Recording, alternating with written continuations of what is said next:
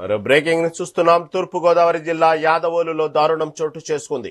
5 ఏళ్ల మైనర్ బాలికపై 70 ఏళ్ల వృద్ధుడు అత్యాచార యత్నం చేశాడు. ఈ వ్యవహారాన్ని గమనించిన స్థానికులు ఆ వృద్ధుడికి దేహశుద్ధి చేశారు. అనంతరం పోలీసులకు సమాచారం అందించారు. దీంతో పోలీసులు వృద్ధుడిని అదుపులోకి తీసుకుని స్టేషన్ కి తరలించారు.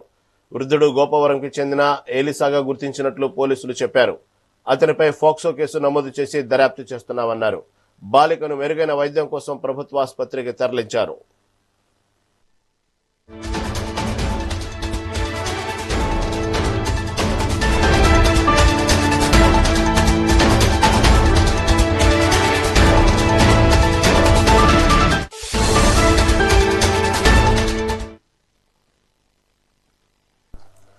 తూర్పు గోదావరి జిల్లా యాదవోలులో దారుణం చోటు చేసుకుంది. 5 ఏళ్ల మైనర్ బాలికపై 70 ఏళ్ల వృద్ధుడు అత్యాచారయత్నం చేశాడు. ఈ వ్యవహారాన్ని గమనించిన స్థానికులు ఆ వృద్ధుడికి దేహశుద్ధి చేశారు. అనంతరం పోలీసులకు సమాచారం అందించారు. దీంతో పోలీసులు వృద్ధుడిని అదుపులోకి తీసుకుని స్టేషన్ కి తరలించారు. వృద్ధుడు గోపవరంకి చెందిన ఏలిసాగా గుర్తించినట్లు పోలీసులు చెప్పారు.